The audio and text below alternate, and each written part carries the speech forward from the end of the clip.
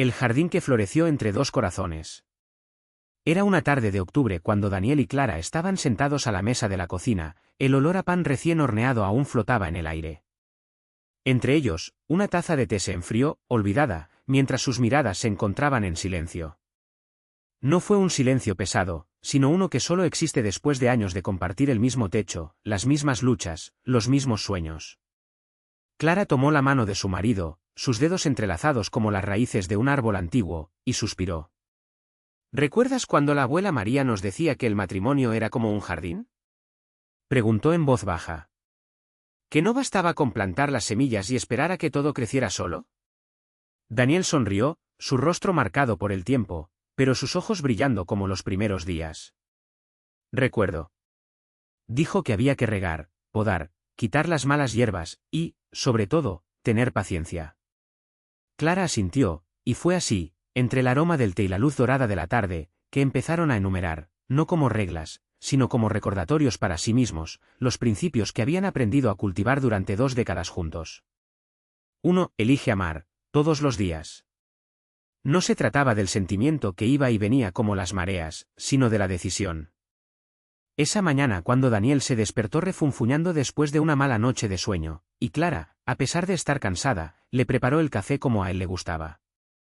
O cuando ella rompió por descuido su jarrón favorito, y en lugar de quejarse, él simplemente se rió y dijo, bien, ahora tenemos una excusa para comprar otro juntos. 2. Falla y perdona. Hubo un momento en que Daniel olvidó su aniversario de bodas, habiéndolo perdido debido a plazos de trabajo. Clara lloró, pero al día siguiente él llegó a casa con un ramo de margaritas recogidas en el camino y una nota, perdón por olvidar el día. Pero nunca te olvidaré. Guardó las flores secas hasta el día de hoy, dentro de un libro de poesía. 3. Escuche más que hablar. Clara aprendió que, a veces, el silencio de Daniel no era indiferencia, sino cansancio. Y descubrió que sus palabras, incluso las dichas en broma, a menudo ocultaban miedos que era necesario aceptar. Empezaron a sentarse en el sofá, sin televisión, solo para hablar de cómo había ido el día, aunque se tratara de cosas sencillas, como el cliente difícil o el vecino que finalmente les devolvió el molde para pasteles prestado. 4. Sea un refugio, no un juez. Cuando Clara perdió su trabajo, Daniel no la sermoneó acerca de tener más cuidado. En cambio, la siguió al dormitorio, se sentó junto a ella en la cama y le dijo, respiremos profundamente. Luego pensaremos en lo que sigue. Y cuando fue él quien se equivocó, invirtiendo en un negocio que no funcionó, ella no le cobró. Simplemente le estrechó la mano y murmuró, aún nos tenemos el uno al otro. El resto lo reconstruiremos. 5. Celebre las pequeñas cosas. El desayuno de los domingos, la risa tonta viendo una mala película, la forma en que Daniel siempre le dejaba el último trozo de pizza. Clara empezó a anotar esos momentos en una libreta, hoy me trajo flores del jardín, y, con el tiempo, se dio cuenta de que la felicidad no estaba en los grandes gestos, sino en su constancia. 6. Crecer juntos, no solo uno al lado del otro. Se apuntó a un curso de cocina porque ella siempre soñó con tener la cena preparada por su marido. Ella, a su vez, aprendió a gustarle el fútbol, no por el deporte, sino por la alegría que veía en sus ojos cuando el equipo ganaba. No se trataba de abandonar quienes eran, sino de tejer nuevos colores en el tapiz que ya existía. 7. Mantenga viva la intimidad. No solo en contacto, sino en palabras. En las notas que dejaban en los bolsillos de sus camisas, en las canciones que se enviaban durante el día, en la costumbre de abrazarse durante al menos 20 segundos cada mañana. Porque la ciencia dice que es bueno, bromeaba, pero ambos sabían que era mucho más que eso. 8. Lucha limpia. Aprendieron que pelear no era el problema era pelear sucio. Ni tú siempre, ni nunca. En cambio, me sentí herido cuando. Y puedo entender tu punto. Y al final, incluso si la discusión no se resolvió, durmieron y se despidieron con un beso, porque el amor era más grande que el orgullo. 9. Preservar la individualidad. Clara siguió saliendo con sus amigos los viernes y Daniel no se olvidó de ir a pescar con sus hermanos. Sabían que, para amarse bien, primero necesitaban amarse a sí mismos. El matrimonio no era una jaula, sino un refugio seguro al que siempre podían regresar. 10. Oren juntos. No con rodillas forzadas ni palabras ensayadas, sino en la sencillez de un Dios, gracias por este día antes de la cena, o del ayúdanos a tener paciencia, murmurado cuando la cuenta del mes no parecía cerrarse. La fe no fue un escudo contra las tormentas, sino el ancla que impidió que se hundieran. 11. Ríete. Muy. De chistes sordos, de situaciones absurdas, de ellos mismos. Como aquella vez que intentaron armar un armario ellos solos y terminaron con piezas sobrantes, deben ser decorativas, dijo Daniel, y Clara se rió tanto que hasta lloró. El humor era el condimento que aclaraba incluso los días grises. 12. Nunca renuncies a nosotros. Porque había noches en las que el cansancio pasaba factura, en las que la distancia entre ellos parecía mayor que la cama que compartían. Pero en esos momentos, uno de ellos siempre extendía su mano en la oscuridad y el otro la tomaba. Porque el matrimonio no se trataba de no tropezar nunca, se trataba de levantarse juntos. La taza de té se enfrió y la noche cayó suavemente sobre la casa. Daniel besó la frente de Clara, y ella sonrió, sabiendo que aquellos principios no eran una lista a seguir, sino semillas que, regadas con tiempo y cariño, se habían convertido en el jardín donde florecían sus corazones, imperfectos, pero llenos de vida. La mañana siguiente llegó con olor a pan tostado y el sonido de la lluvia golpeando las ventanas. Clara se estiró, todavía con los ojos entrecerrados, y encontró a Daniel ya vestido, mirándola con una sonrisa que solo él tenía, una que mezclaba ternura y un dejo de picardía, como si conociera un secreto que solo ellos dos compartían. ¿No vas a trabajar hoy?, preguntó con la voz aún ronca por el sueño. Cambié de turno, respondió sentándose en el borde de la cama. Pensé que podríamos aprovechar esta tormenta. Hacer algo que no hemos hecho en siglos. Clara se apoyó en los codos, intrigada. ¿Cómo qué? Como si nada. Solo quédate. Sin lista de tareas pendientes, sin relojes. Solo nosotros, esta lluvia y tal vez una mala película en la televisión. Ella se rió, porque eso era exactamente lo que necesitaban. No un escape elaborado, sino un refugio en los detalles simples que, con el tiempo, se habían vuelto raros. Daniel llevó café y tostadas a la cama y se quedaron allí, apoyados en la cabecera, escuchando el sonido del agua corriendo por los canalones y comentando las escenas de la película a las que ni siquiera prestaban mucha atención. ¿Recuerdas cuando hacíamos esto todas las semanas?, preguntó Clara, entre un sorbo y otro. Recuerdo. Y también recuerdo que siempre te quedabas dormida a la mitad y tenía que cargarte a la cama. Mentir. Simplemente cerré los ojos estratégicamente para que pensaras que estaba durmiendo y me cargaras. Daniel se ríe y sacude la cabeza. Eres imposible. Pero soy tu imposible. Y era verdad. Porque allí, entre las cuatro paredes de aquella habitación que ya había visto risas, discusiones y silencios, no había lugar a la duda. Habían aprendido, con el paso de los años, que el amor no era una línea recta, sino un camino lleno de curvas, algunas suaves, otras tan pronunciadas que los mareaban. Pero fue precisamente durante estos giros cuando se redescubrieron a sí mismos. La lluvia cesó al mediodía, dejando atrás el aire húmedo y el brillo de los charcos en el patio. Clara sugirió almorzar juntos, algo que no habían hecho en meses. Daniel aceptó, aunque sabía que ella iba a hacer un desastre en la cocina y dejarle platos para que él lavara, pero eso también era parte del acuerdo tácito entre ellos. Mientras ella cortó verduras con dudosa precisión, abrió una botella de vino que habían guardado durante años esperando una ocasión especial. Creo que hoy es especial, dijo, sirviendo 2 vasos. Clara levantó el suyo, bromeando. A las ocasiones especiales que inventamos en medio del lío. Y brindaron. No al pasado, no al futuro, sino a ese momento exacto, que era suyo y solo suyo. Por la tarde, mientras la luz dorada de la tarde entraba por la ventana, Daniel encontró a Clara en el sofá, hojeando un viejo álbum de fotos. Sus ojos brillaban, no de tristeza, sino de una dulce nostalgia, de esas que calientan el pecho. Mira aquí, dijo señalando una foto de ellos dos en la playa, muy jóvenes, sonriendo como si el mundo fuera suyo. Creíamos que lo sabíamos todo. Y lo sabíamos, respondió Daniel sentándose a su lado. Simplemente no sabíamos que todavía quedaba mucho por aprender. Clara apoyó la cabeza en su hombro y, por un momento, fue como si el tiempo se hubiera detenido. No había prisas, no había miedos, no había nada más que eso, dos corazones latiendo al mismo ritmo, dos almas que, a pesar de todas las tormentas, habían encontrado un refugio seguro el uno en el otro. Y así, sin alardes, lo siguieron. Porque eso es lo que hicieron. Seguir. Juntos.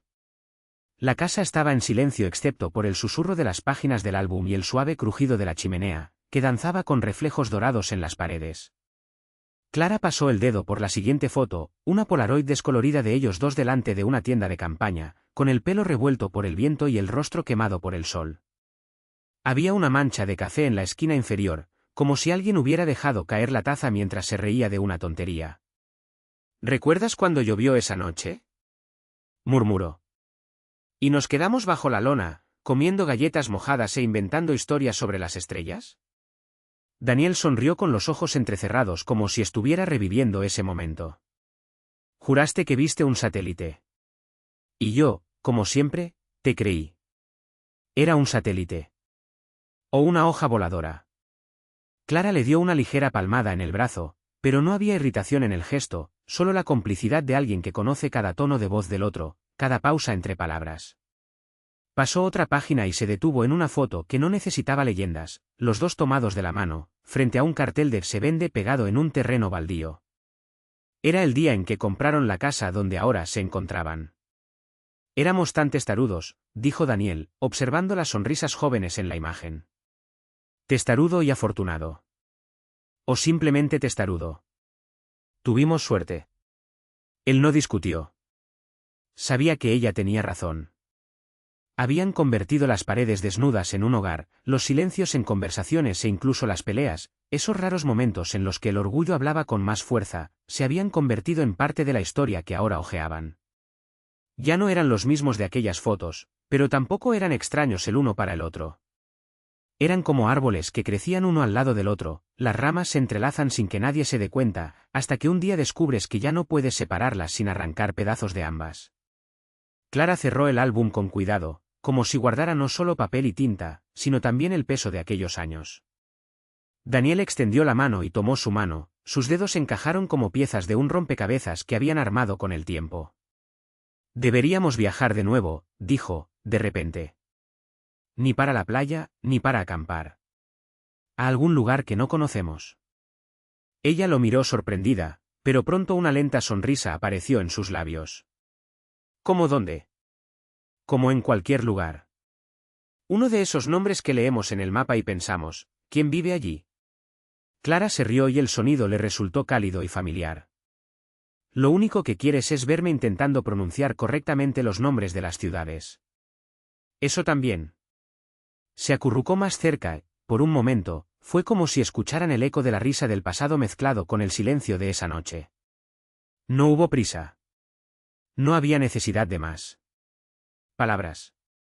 Les bastaba saber que, dondequiera que fueran, se llevarían consigo lo mismo que los mantuvo allí, en ese sofá, en esa casa, en esa vida, la certeza de que, al final de todo, siempre estarían uno juntos. Y así, sin alardes, lo siguieron. Porque eso es lo que hicieron. El coche atravesaba la carretera secundaria como un suspiro, los faros iluminaban tramos de asfalto irregular, y de vez en cuando, el fugaz brillo de los ojos de algún animal nocturno. Clara ajustó la radio hasta encontrar una emisora que sonaba una canción antigua, de esas personas que se sabían la letra sin necesidad de recordarla. Conducía con una mano en el volante y la otra apoyada en el asiento, lo suficientemente cerca como para que ella pudiera tocarse los dedos si quería. Pasaron junto a carteles que anunciaban ciudades con nombres que parecían promesas olvidadas: São Félix do Araguaia, Cavalcante, Alto Paraíso. Nombres que llevaban el peso de historias que no eran las suyas, pero que, por alguna razón, ahora formaban parte de ella. No había ningún plan. No había reserva de hotel. Solo el mapa doblado en la guantera, las monedas sueltas en la consola y la certeza de que, de ser necesario, dormirían en el coche, como habían hecho antes. Se detuvieron en una gasolinera donde el encargado, un hombre de rostro curtido por el sol, los miró con una curiosidad que no era hostil, sino genuina. ¿A dónde vas?, preguntó, mientras llenaba el tanque. En algún lugar no lo sabemos, respondió, sin ironía. El hombre asintió, como si eso tuviera mucho sentido. Luego, señaló un camino de tierra a la derecha, casi oculto por la vegetación. Si quieres ver algo bonito, es por ahí. Pero tiene que ser antes de que oscurezca. Siguieron el consejo. El camino de tierra serpenteaba entre colinas bajas y el polvo se elevaba detrás del coche como una cola. Clara bajó la ventanilla y dejó que el viento le revolviera el pelo, mientras el olor a tierra húmeda y hierba seca inundaba el coche. Al cabo de unos kilómetros, el bosque se abrió hacia un valle poco profundo, por donde discurría un estrecho río entre rocas lisas. En la orilla, una casa de madera antigua pero bien cuidada, con un tendedero lleno de ropa de colores meciéndose al viento. Una mujer en la puerta, con los brazos cruzados, los vio acercarse lentamente. ¿Te perdiste?, preguntó, cuando bajaron del auto. No lo creo, dijo Clara. La mujer sonrió, como si ya supiera la respuesta. Entonces pasa. El café está caliente. Dentro de la casa, el olor del pan casero se mezclaba con el de la leña quemada en la estufa. Las paredes estaban cubiertas de fotografías antiguas, algunas en blanco y negro, otras descoloridas por el tiempo. Había una mesa grande, de madera oscura, con marcas de vasos y platos que hablaban de años de comidas. Se sentaron y la mujer, que se presentó como Doña María, sirvió café en tazas esmaltadas, acompañado de pan con mantequilla y miel. «No eres de aquí», afirmó, en lugar de preguntar. «No», confirmó. «Estábamos de paso». Doña María asintió, como si eso lo explicara todo. A veces encontramos lo que no buscábamos precisamente cuando no buscamos nada. Se quedaron hasta que el sol empezó a ponerse detrás de las montañas, escuchando las historias de la mujer, sobre el río que se desbordó en verano, sobre los niños que ya no estaban, sobre el marido que todavía hablaba a los árboles como si ellos respondieran. Cuando se despidieron, ella les dio una bolsa de pan y un fuerte abrazo, como si los conociera desde hacía años. De vuelta en el auto, Clara volvió a mirar la casa que ya estaba perdida en las sombras. Deberíamos haber preguntado el nombre de esta ciudad. No es necesario, dijo, arrancando el motor. Sabemos que existe. Y siguieron adelante, porque eso es lo que hicieron. Porque siempre había algún lugar esperándolos, aunque aún no supieran el nombre. El camino que se desarrolla. El coche avanzó por el camino de tierra, levantando una nube de polvo que brillaba dorada con los últimos rayos del sol. Clara apoyó la cabeza en el cristal y observó las montañas que se extendían como guardianes silenciosos de esa tierra olvidada. El olor del pan aún caliente se mezclaba con el aroma de la tierra mojada, traído por una repentina brisa que entraba por la ventana entreabierta. ¿Crees que encontraremos otro lugar como este?, preguntó, sin quitar la vista del paisaje. Se tomó su tiempo para responder, como si sopesara cada palabra. No sé. Pero no creo que se trate de encontrarlo. Se trata de ser. Clara sonrió. Así hablaba siempre, con acertijos que parecían no tener sentido hasta que, de repente, tenían perfecto sentido. Como la mujer de la casa junto al río. Como el camino que habían elegido por casualidad, hacía 3 meses, cuando decidieron que no había nada que los detuviera para llegar a la gran ciudad más que el cansancio. La radio, sintonizada en una emisora que emitía canciones antiguas, emitía un suave silbido entre canción y canción. De vez en cuando, una voz ronca anunciaba noticias de ciudades de las que nunca habían oído hablar, como si el mundo exterior estuviera formado por lugares que solo existían para quienes pasaban por ellos sin prisas. ¿A dónde vamos ahora?, preguntó Clara, más por costumbre que por necesidad. Sabía que no tenía un mapa ni un plan. Solo el camino y la certeza de que, cuando el tanque estuviera vacío o cayera definitivamente la noche, encontrarían un lugar donde detenerse. Hay un pequeño pueblo a unas 30 millas más adelante, dijo, ajustando el espejo retrovisor. Ayer vi un cartel cuando pasamos por aquí. Parecía haber un hotel con un letrero de neón roto. Aquellos que muestran solo una letra a la vez. Suena perfecto, se rió. Y así fue. Porque en los últimos meses habían aprendido que los mejores lugares eran los que no prometían nada. Una habitación con sábanas raídas, un restaurante donde el menú estaba escrito a mano en una pizarra, una plaza con un banco de madera donde los ancianos jugaban al dominó mientras contaban historias que nadie más recordaba. Cuando llegaron, la ciudad era aún más pequeña de lo que imaginaban. Una calle principal, algunas casas de ladrillo visto, una iglesia con las puertas siempre abiertas y un bar donde una luz amarilla se derramaba sobre la acera como miel. El hotel, como había dicho, tenía un cartel en el que solo brillaban la O y la L, como si el resto de las letras hubieran sido abandonadas hacía mucho tiempo. La mujer de la recepción, una señora con el pelo blanco recogido en un moño desordenado, ni siquiera preguntó sus nombres. Solo hay una habitación libre, dijo, empujando la llave sobre el mostrador. El baño está en el pasillo y el agua se calienta, a veces. Perfecto, repitió Clara, y esta vez no fue irónico.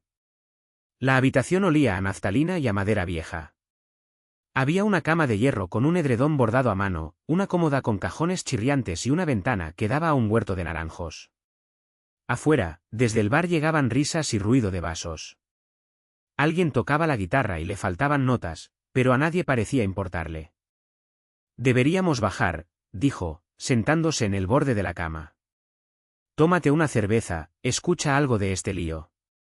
Clara asintió, pero primero se acercó a la ventana. Cogió una naranja madura que colgaba sobre el alféizar, la peló con los dedos y le ofreció la mitad. El jugo corría por las comisuras de sus bocas, agridulce al mismo tiempo, como la mayoría de las cosas que habían probado en ese viaje.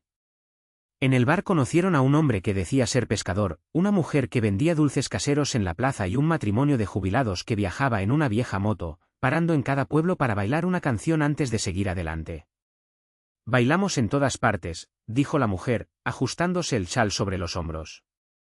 Incluso aquellos que no tienen música. Y bailaron. En medio de la barra, entre mesas de madera desgastadas y paredes llenas de fotografías descoloridas, el hombre agarró a la mujer por la cintura y la hizo girar, mientras los demás aplaudían al ritmo de un vals imaginario.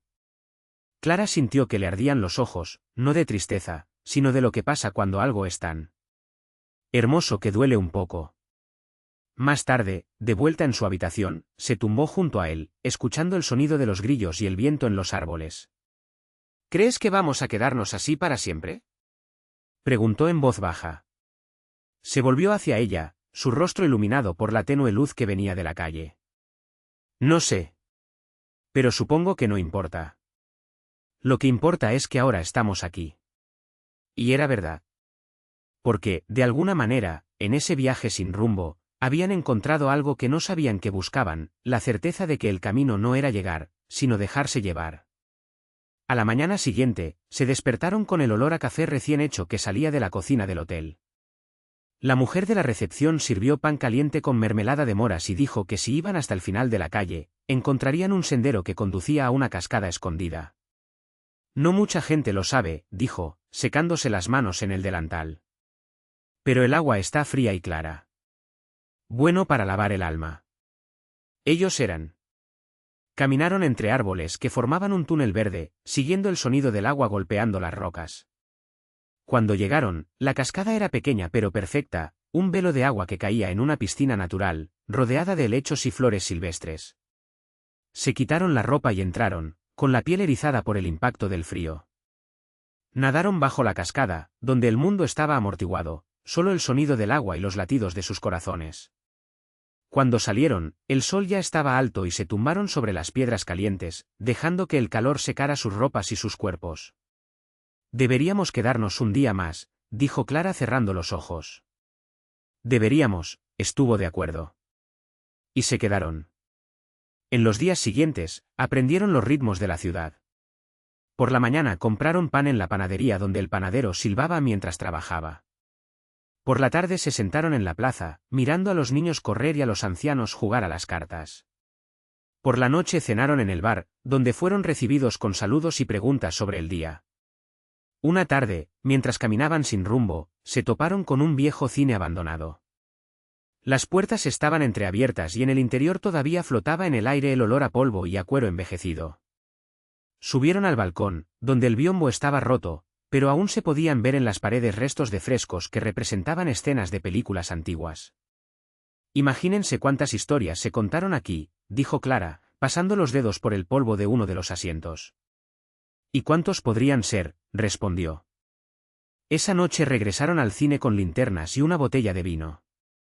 Se sentaron en medio del público vacío e inventaron historias sobre personajes que podrían haber pasado por allí, una pareja que se conoció por primera vez en la oscuridad, un hombre que lloró solo en la proyección de una película muda, una niña que soñaba con ser actriz y nunca se fue.